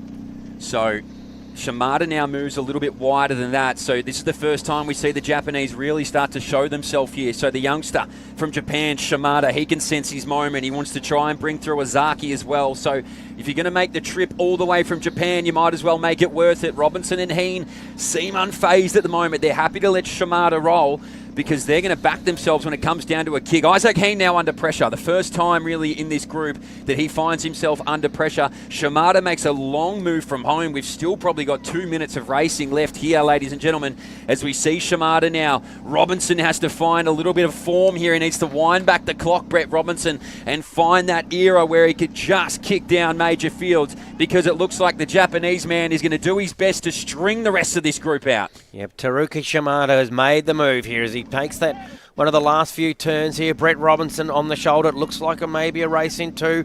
Isaac Heen not giving up the fight yet. He's in third there, just a couple of strides off. So there's your top three.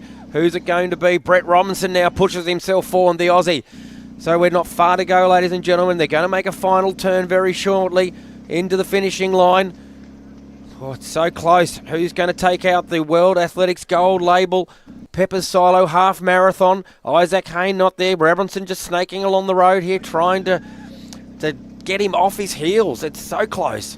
Yeah, Taruki Shimada is going to be a hard man to get rid of. The 21-year-old, he wants to come out here and really stamp himself as particularly somebody in Japanese distance running to keep an eye on. He's doing just that. But Brett Robinson now finds himself under all kinds of pressure. He would have hit this front maybe a little bit earlier than what he was hoping for. He would have wanted to ride through the chicane of the finish line and just find it there. But Yuki Shimada, he forced his hand a little bit. He said, all right, if you want to win this, you're going to have to drop me off a little bit earlier than that. And Isaac Heen, 500 metres ago, I would have thought that the Isaac Heen dream might have been over, but it is still alive at the moment as he just gets on that inside shoulder there of Shimada. Robinson, it was a surging move. It looks like they've sort of dropped back a little bit as now Isaac Heen wants to put himself up there. Shimada as well rides on the shoulder. Oh, it's going to be a group of three. They are going to be three wide, rolling into this finish line here in Launceston. I think they've just dropped the pace right off, Mitch. They're actually going to turn it into an absolute sprint here, as we're now seeing Isaac Heen take the front, but it doesn't look fast to me. And now the Japanese starts to go again. So what a finish we're seeing here, ladies and gentlemen. Shimada has made that last turn, and now he's got another sprint to give. So look at Taruki Shimada. He found himself the best to make that turn, didn't he? You saw it just took the legs out of Brett Robinson ever so slightly. 60, 25, 26 is where we're at on the clock here. They're not too far away. It looks like it might be out of reach here for Robinson, but I cannot ride off a champion like Brett Robinson. The youngster, the 21-year-old from Japan, though, looks like he's going to come into Launceston and steal it from the nation's best. So Shimada with the slight leave now over Heen, the Japanese import. He's got the healthy margin there to Isaac. He has to find a little bit of something. We've spoken so much. Will this be Isaac Heen's moment to make himself a champion? He locks onto the back of the young 21-year-old who's put everything out there on this road here in Launceston. So Shimada has Heen barreling down. Shimada out in front. Heen grits the teeth, tries to find something, but the gold level race will belong to Japan. Oh, what an import and what a run. 61-14 unofficially for him. It took every step of what Isaac Heen had, but Taruki Shimada takes the win here in Launceston. Yeah, an amazing performance as well from Isaac Heen. That's the best performance of his career on the roads, but all the plaudits go to Shimada. What a performance. He had to do it 3 or 4 separate times too. He went to the front, got past again, had one more go in that final straight and got the job done. His countrymen are getting around him now as they're finishing off. Brett Robinson, of course, giving him a big congrats there. And, geez, they're a happy bunch, the Japanese. They've taken the... And we can see Brett Lana there, who we heard from earlier on. He'll be very happy that his group of Japanese runners he's brought down. And now we turn our attention back to Jess Stenson as the winner is still being celebrated here at the finish line of the Peppers Silo Half Marathon. And, yeah, what a performance that was. An amazing finish. We don't normally see that in a road race. There's just the sprint finishes, and they had to do it 3 or 4 times. Oh, yeah, it just was surging, wasn't it? You called it perfectly, Grant, though. It looked like the move was made, and it was almost if anyone goes with this, I might be cooked. Unfortunately for Brett, everybody rolled with it. So then he finds himself in this situation where you want to try and bring it back, and maybe you can sort of stagnate the kick. He didn't do that at all because Shimada just found a little bit of something. It looked like from the naked eye when you're watching front on, maybe Isaac Heen was going to get there, but the young 21-year-old from Japan just did such a phenomenal job. 61-14 from him. That is a very, very quick time for young Taruki. It won't be a lifetime best. He's a sub-61 man at his best, but what it is a major win here in Australia and a major win at a gold level race. Massive for his points in his career. I wonder what the fastest time in Australia might be, Mitch. An interesting stat that perhaps neither of us looked at beforehand, but the fastest time ever recorded on Australian soil. I wonder what that may be. It wouldn't be much faster. Yeah, 61-14. What a time. For Australians, Pat Carroll's the fastest ever Australian on Australian soil with 61-11. There you go. Be fascinated to know if anybody's run faster than that. Well, Isaac Heen's put him right into that picture as well, hasn't he? So he's probably become one of the fastest ever Australians on Australian soil. We know that a lot of our distance runners travel the world to get fast conditions and fast times, but yeah, magnificent performance from our winner, but in particular Isaac Heen, that's the biggest performance of his career to be in the top 2 in a major race such as this. But 61-14 to the winner, approximately 61-18 for Isaac Heen in second. 61-11, Pat Carroll's is the fastest ever. So not just by an Australian, the fastest ever on Australian soil. There you go. We have seen one of the best performances on the roads over the half marathon distance in Australia. So that shows you the calibre of that event, ladies and gentlemen. As we see Jess Stenson, she's certainly not going to have to worry about a sprint finish, as she's got clear road behind her in regards to the other females. Certainly some of the other males are probably looking to run a similar time to what they know Jess can do. They're trying to get onto the heels or the pace of a super experienced runner and a magnificent performer as Jess is, and she's going to enjoy this. A bit not like what Shimada had to do. He would have had to go really deep inside with what he's got in his body, but this is not going to be difficult for Jess Stenson, and who knows, I think we'll probably see her again represent us at the World Championships over the marathon distance. She's in and out of, sometimes the World Championships can be an event that some Australians avoid. They may decide to do a big city marathon instead, and the Olympics certainly not one that they avoid. They'll try everything they can to get on the team for that, and that's not downgrading the World Champs at all by any stretch, but it can be hard to manage a year of marathon running. Yeah, definitely. There's so many majors all across the world, and also more prize money, appearance fees, all that sort of stuff as well. You have to take that into consideration. You saw Sir Odbatashir cross the line just a couple of seconds ago. This is our Mongolian athlete who's been to 6 Olympic marathon championships in his time. He's on his way this year to his 12th straight World Championship marathon from Mongolia. He's the greatest Mongolian distance runner in history. He'll be 44 this year, Mitch. Yep, fantastic. Amazing to have him down here in Launceston. There 64.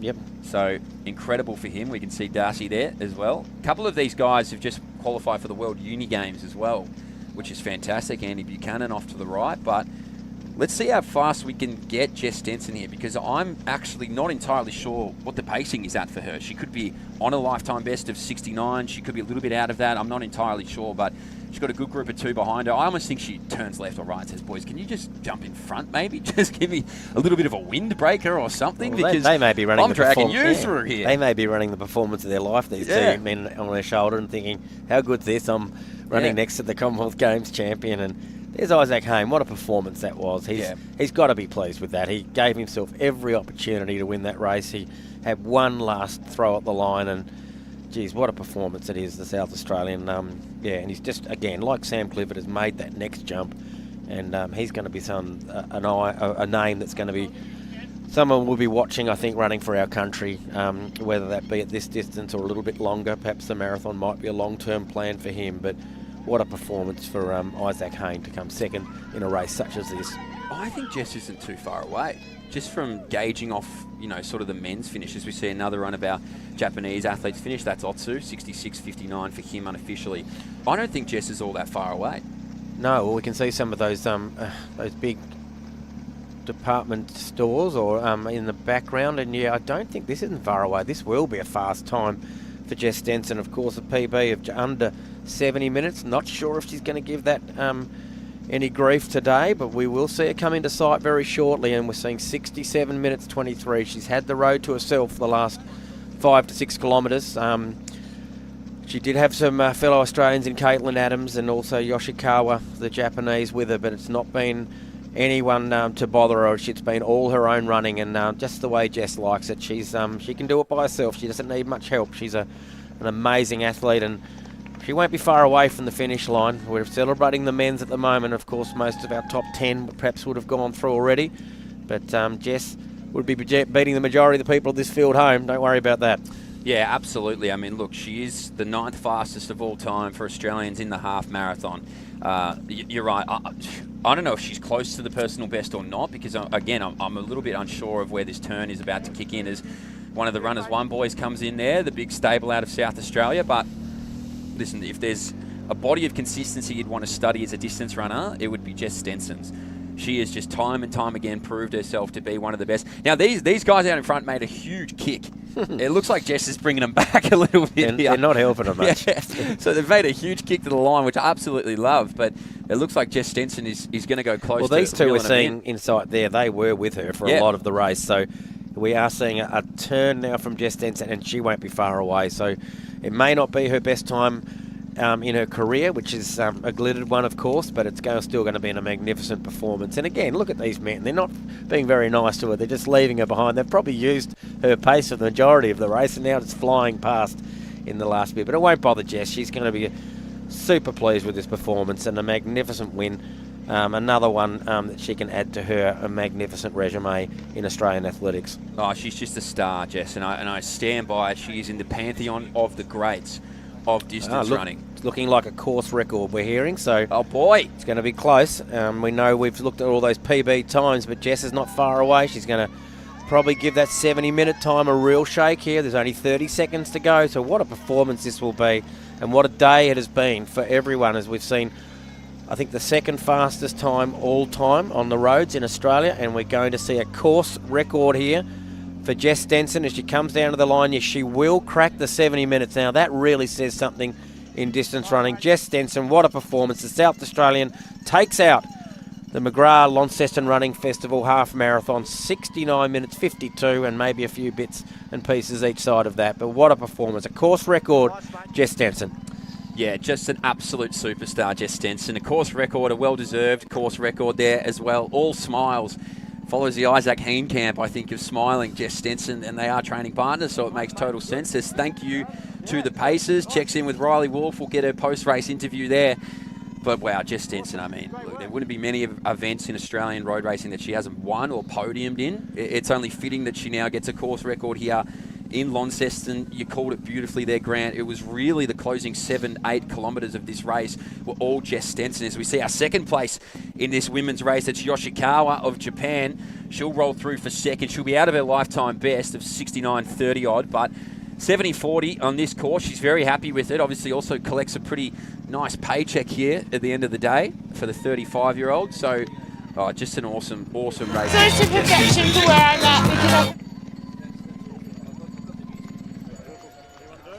So we can see Jess Stenson, all the media duties for her. One of the best in media, actually, Jess Stenson. Always one of my favourite interviews to do. Just so much class, such a beautiful competitor, just a lovely, lovely person. I'm sure the whole Stenson clan is watching on at home. I'm sure the two little ones are up with Dill, paying some attention, or to extended family as well. Brother Jack, would you believe, ran a 2:35 marathon in Canberra. And I think earlier we just this year. saw Caitlin Adams come through the line too. Oh, probably huge just personal over best. 71 minutes for her. So again, a great performance. 72.33 was the listed PB there for her. So even though she wasn't able to hang with the pace of Jess, and she knows that Jess has got that pedigree over the longer distances, what a performance from her. A personal best and a third place finish in this magnificent race. Good to keep rolling though, you know, put yourself out there, test where your legs are at, try and stay on the quality in front of you for as long as you can, and cash in she has. Over a minute lifetime best. That's nothing to sneeze at. You know, if you take a 5-second PB, let alone a bit over a minute, if that's what she's come in at for Caitlin Adams. So just another who just applies her trade on the road so consistently, does Caitlin Adams. You know, she's been a World Uni Games representative. She's travelled over to Europe. She's raced over there before. She now takes out third here in this Launceston Festival of Running thanks to McGrath. So, look, an awesome morning across the board. We'll try and get some results as we go, and we'll see whether or not we can snag an interview with a couple here as well. Caitlin Adams with new fiancé Lockie Scott down there, who I think threw up over the finish line himself when he rolled through for 67. So it'll be a fun trip home for them. But look, just an awesome morning thus far as we continue to see our athletes come in. Sarah Klein now rolls on here as well. Another of our Australian representatives. She was in Eugene. She finished 20-odd in that marathon at the World Champs back in 2022. She's a multiple-time Australian representative. And I think she'll be happy with this time here, Sarah Klein. She's a 71.38 runner at her best. So she'll be a little bit outside of that, but I'm sure she's building for a marathon here. And we're probably starting to see some of the athletes, particularly in the females, from the Tasmanian point of view, who might be contesting for that those state titles. Millie Clark, here we are. We're seeing Millie Clark come through the screen now, so she would very likely be the first Tasmanian finisher in the females as she's about to cross the line. And again, being a former Olympian, Millie, over the marathon distance, and great to see her performing so well on the roads here in her hometown of Launceston, as Millie Clark now crosses the line. I reckon she'll be Tasmanian half marathon champion for that performance. So well done to Millie. Big fan favourite here, as you can tell. 70, you guys can't hear well, she's in the background. 73.50 for Millie. PB doesn't, right in front of me, 70.48 or at her best. That was in Cardiff, I think, at those half marathon championships. It may have been back in Cardiff in 2016, I think. So we know Millie's represented the country at this distance and also the marathon as well. So not her best time in her career, but still, amazing performance for Millie. 73 minutes. Are you still doing these interviews? Or not going to worry about it? Do you want me to interview? No, that's all good. Okay. Yeah, I'll turn it down. If you change your mind, I'm happy to interview whoever. Still seeing runners coming through the line here. These are magnificent performances, 75 minutes. It's kicking up onto the clock now. So these are still pretty exceptional performances in distance running. You will see these at the pointy end of most local fun runs and park runs around the country. So they are a fair way behind these magnificent athletes. We're seeing that Mongolians, yeah. Wish him all the best for World Championships number 7. 12. 12, unbelievable. 12 World Championships. What a career he's had, man, all around the world, representing his country. I can see Izzy Hume coming in here now as well. So she was a 76 runner at her best, so she's going to shave a minute off her lifetime best. Well done to Izzy. They're seeing great performances, aren't we, behind our absolute best in the field today. They realise where they're at in the sport, but they still turn up here to try and run the best possible time. I see one of an athlete from down my way coming through the line now. So well done to this whole crew. Like we said, and it's spread across the board. It's not just in this half marathon, but 3,400 people entered here. 68% increase in numbers, which is absolutely massive. As we see another man under... Look, most people have a time in mind, won't they? They want to be under 80, they want to be under 77, they want to be under whatever. You get a pretty good gauge in the last 10 metres of the race, whether or not they've hit their desired time based on their facial expression, but a lot of happy people across the line thus far, which is brilliant to see. You can see the media get around here. Millie Clark, the Tasmanian, to the left there. I can see Dion Kenzie, former Paralympian. He's got a goal of running a marathon later in the year. I think the Sydney Marathon he's aiming for. Certainly retired from the sport this year and at the track and field level, but certainly one of our most celebrated Paralympians in Tasmania. And she's a multiple medalist. Almost every time he turned up to a World Champs or Olympics, got himself a medal. So Dion enjoying the longer form of the sport, probably not doing it as an elite or a serious anymore, but he's got a goal. He's a goal-driven person, and it's going to be on the roads now. So the half here, and I know he's aiming at a marathon later in the year. I'm sure he'll watch on closely. September, New Delhi World Champs for the Paras. His good mate Jared Clifford overnight broke his own T12 world record in the 1500. So, yeah, it's look, para athletes in this country are just going from strength to strength, and now they're finding themselves over in Europe. They're making bigger builds, more funding, more everything. So, you know, the likes of the Dion Kenzies of the world, who were really just doing it before, I suppose, it really started to take off, are real pioneers of how great our para athletes are doing at the moment. So, good to see Dion out on the roads, the Tasmanian. He always got some good love in Tassie as well and across the country, but geez, he'd run a pretty tidy marathon, I reckon. He would, yeah, and he loves his training too. He would regularly complete well over 100 kilometres a week of training at his best. So it wouldn't be an unusual thing for him to just step that up a little bit and take on a marathon. No problems at all. He just loves to train hard. Yeah. Dion. So good for Dion. A lot of celebration. Now he had 80 minutes on his dream time, I reckon, because he is absolutely. Has he got the asthma puffer in hand? He has. The Ventolin to help him through, just when things got a bit tough, just a little bit of extra assistance. More oxygen if I could get some. It would be tough on the system too, that cold weather too. A lot of asthmatics don't find that conducive to fast running. But it's amazing to see these athletes coming down and being rewarded. Yes, it's a lot of pain and it's a lot of suffering out there, but there's no better feeling than right now at the end of a race where they can talk with their mates, get around each other and say, geez, well done, guys. That's worth the trip to Tassie or wherever they've come from around our great state. And they may have come, interstate across here and thought, geez, wasn't that all worth it? Look, what a magnificent day it's been, and we're being rewarded with these great times. And a lot of these guys spend a lot of time together, training together all through the week, going those big, long Sunday runs and enjoying what was an amazing running festival. A good young athlete from the northwest coast, Cameron Bodner, in that bright yellow singlet going through. I'm surprised he's decided to run the half marathon. There he goes just there, but he's run under 80 minutes. Interesting choice for a 13-year-old, but you know he loves his athletics, Cameron. And I think one weekend here at the running festival a couple of years ago did the 10k, 5k, and 1 mile. So you can't stop him, Cameron. Big undertaking. But he's a great little young athlete, and certainly one we'll keep an eye on as he progresses his way through the sport. I will say that you're talking about people coming from interstate. I actually came down here. Remember, it was in December. They did it in December, one of the COVID lockdowns had just ended and everybody could travel around. I came down and ran it, and I brought 6 mates with me, and we made a weekend out of it. It was brilliant coming down here for the weekend. It was absolutely that when it used beautiful. To start at the City Park? Down there. Yeah. And it was just fantastic. So if you are considering running interstate, I would say this is the perfect place, particularly coming from, Melbourne, Victoria, wherever you want to deem it. 55 minutes on the plane, straight down to Launceston. You know, there's plenty of beautiful breweries. There's plenty of beautiful things to do around here in Launceston. Get out to the gorge, get out and do what you need to do.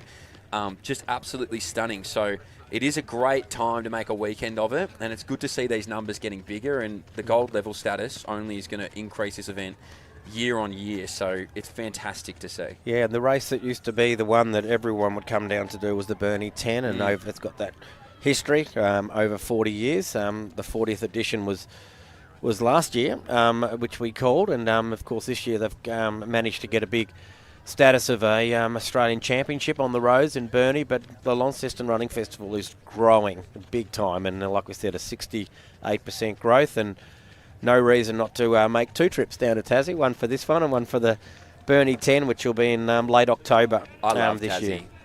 Thanks, I love Mitch. Tassie, and everyone needs to know that I love Tassie.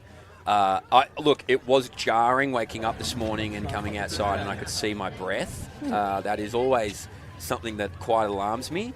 But it is beautiful down here. And everyone's friendly and everyone is in their own little world, and it's just absolutely sensational. I love coming down to Lonnie. So, listen, I would recommend it. It's not that anyone ever needs my stamp of approval for anything. Doesn't carry enough weight. Definitely Mitch Dyer approved to get down to Tasmania and make a weekend of it. I could not recommend it any higher. The great running will continue because we're not far away from that 10k event coming up. A couple of names that certainly a lot of Tasmanians will be happy to see.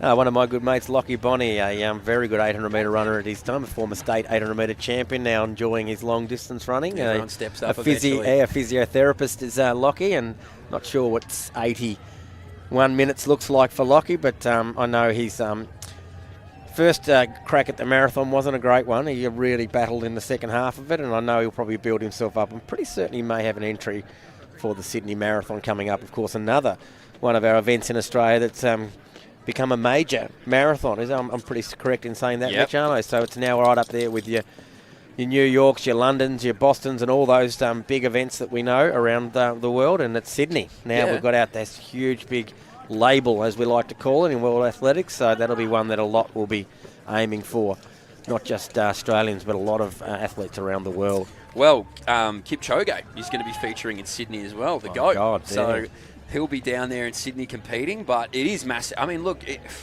Australian running, and of course we're biased because we work in Australian running, is at an all-time high, and not just the depth of our elites, but the events that we're bringing here now and the internationals we're bringing in and the numbers of people participating. I was talking to somebody the other day, and this is a bit of a separate event, and I won't name it because we're at another event, but they were saying that years ago, probably 2-3 years ago, you could have registered for it about 6 weeks before and got in, sold out within 2.5 minutes.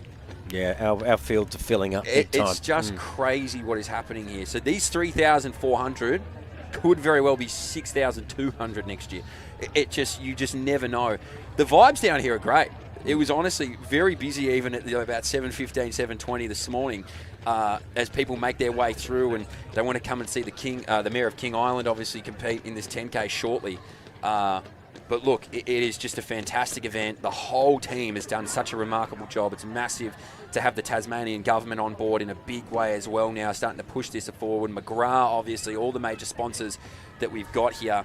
at the Launceston Running Festival. It is special. You see them down there, Tasmania City of Launceston, Peppers, Tamar, Chiropractic, Athlete's Foot, Live, Eat, Epic, everything you can imagine, ASICS, Hearts, everything in between.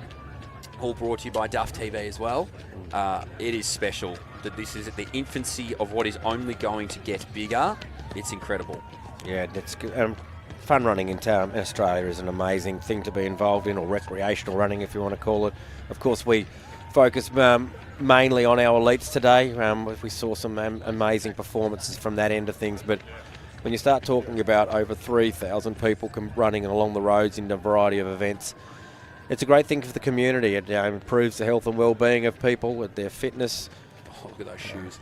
Yeah, they just enjoy it. You look at things like parkrun. I guess I feared it because I did running well before parkrun even started, that it may have drawn people away from something like this, because as we know, parkrun's free. You turn up on a Saturday, but I believe that these events just have that point of difference. The atmosphere, the medals, the shirts, all the opportunity, I guess, to mix with the elites too, it makes a big difference. So yes, it may cost you more money, and yes, there may be some extra things involved in getting to one of these events, but I think well worth it, and the more the better, I say, in Australian running. I hope we continue to have events like this grow, and maybe even new ones come along as well. And Tasmania's now got, I think, 3 big races. Run the Bridge in Hobart, this one in Launceston is enormous, and of course the Burnie 10 coming up later in the year. And Richard's got his hands all over it, and done amazing things for the sport, and epic events and marketing, of course. Absolutely. They're doing a phenomenal job down here and across the country as well. And obviously Welshie, a very well-established event organiser, not just in the Tasmanian scene, but across the globe. So it's fantastic to have somebody like that in Epic Events being able to have their hands on this, and, Tasmanian owned and grown. It's really a fantastic thing for the state. So it's just absolutely brilliant to see as we see more people roll in, some good camaraderie, some checking around. How fast can we get through here? We're at 86 minutes now for this crew. So, breaking 90 is a huge achievement. It's something to be incredibly proud of as we see a big group of them roll on through here. I might come back and run it next year. You might not find me in the truck. I might have to throw to you with a headset on. I might be trying to run it, I think. It's just, I love the vibe of these sort of events, because it's just uplifting, and everybody gets around everybody, and it's just brilliant. Fellow school teacher mate of mine, Derek Henry, through the line there with the 1264. He's run 1 hour and 26, so well done, Dutchie. Good performance there, the Sprayton Primary School teacher. And I'm sure if those are tuning in at home, he'll be loving the shout out there. So good to see Derek through the line. I know he loves his running. So yeah, look, you're having to put a lot of time in to even run times like this. You can't just turn up and say and put some running shoes on and run these sort of times. You've got to be putting some work in to run under 90 minutes for half marathon. Absolutely.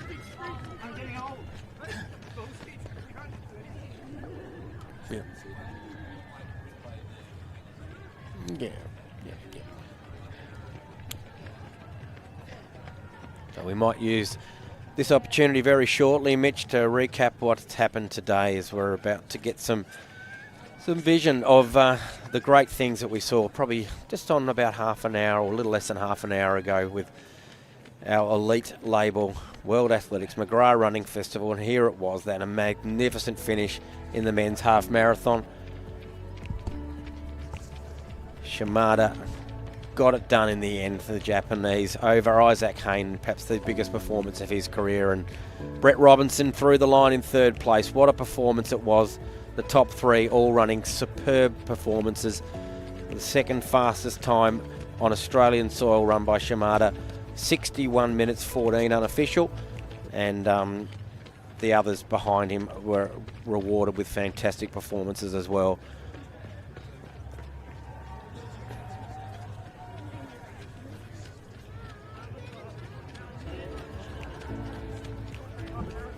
So the official times we're getting here, it was 61.12 for Shimada, 61.13 for just missed Isaac Hayne. They are times that will stand up and roll right up the very, very top of those all-time lists. And here's Jess Stenson through the line, an easy winner, a course record for Jess Stenson, the Commonwealth Games champion. Didn't have to work quite as hard as our men, but geez, what a performance that was in taking out the women's event here at the Pepper Silo Half Marathon. And that'll be all that's done as far as the half marathon. We'll be back shortly, I think, for our 10K. Mitch, great to be calling this a magnificent event with you. Phenomenal morning. Let's keep it going. Lovely, thank you. So what happens now? We have a little... Do we have a siesta now? Or? Yeah.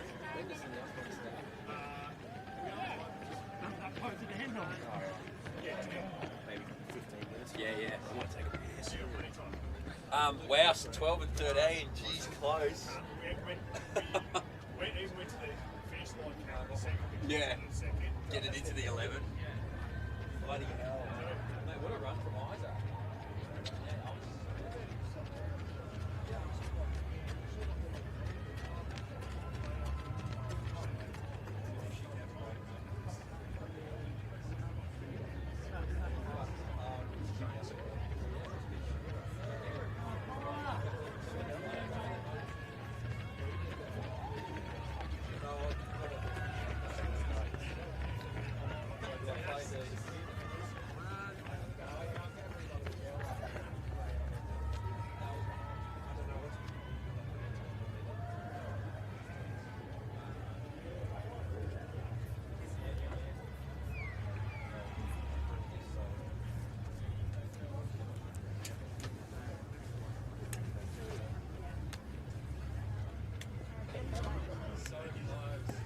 Oh, konnichiwa, Mika-san and Yasu-san, our partners from the Shonan International Marathon. You've come all the way from Tokyo today. Tell us about the partnership that the McGrath Launceston Running Festival has with the Shonan International Marathon. So we established a partnership with the McGrath Launceston Half Marathon since last year, and Richard came to run Shonan International Marathon, and he finished his first marathon there. And here we are running Launceston Half Marathon, and we are like a full marathon, and we have a beautiful view of Mount Fuji from the course, and also we have a very flat course, and we have a 25,000 participants. It's a big marathon. It's on 7th of December this year. Yes, so 25,000 people, and you spend half the time looking at the beautiful Mount Fuji. There's 17 metres of elevation for the whole event.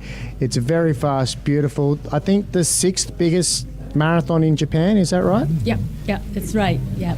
Wonderful. And the Shonan International Marathon is a very easy race to get to. Beautiful hotel right on the start line, and easy access from Tokyo City as well. And good luck to you running today. And you've brought a number of Japanese athletes out here as well. Thank you very much, and we look forward to having you guys to Shonan Marathon in December. See you there. And entries are open, and we'll put some links up on our website as well. Okay, thank you very much. Thank you. Thank you. We're building an incredible team who is serving our community, and vice versa, our community feel like they can come home to through us. Whether it's aspiring to build something greater, potentially a development, or maybe it's their first home. It's about putting that puzzle together, their wants, their needs, and then our experience, and making it all fit. They've got a family which wants the best for them.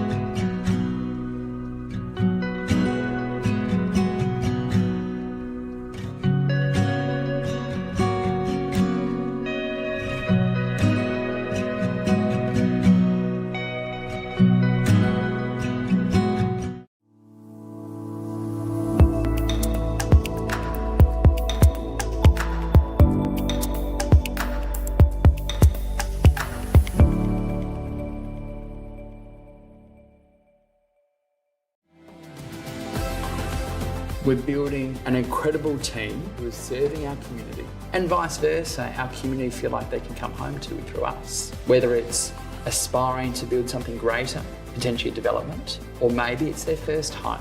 It's about putting that puzzle together, their wants, their needs, and then our experience and making it all fit. They've got a family which wants the best for them.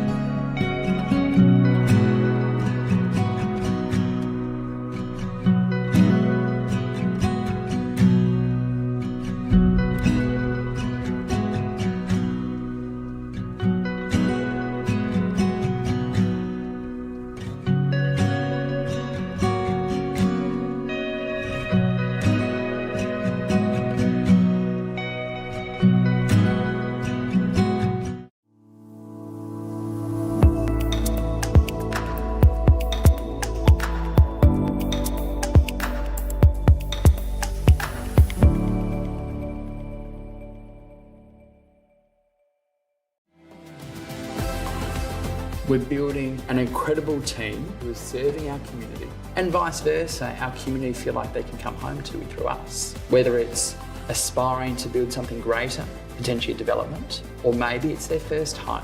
It's about putting that puzzle together, their wants, their needs, and then our experience and making it all fit. They've got a family which wants the best for them.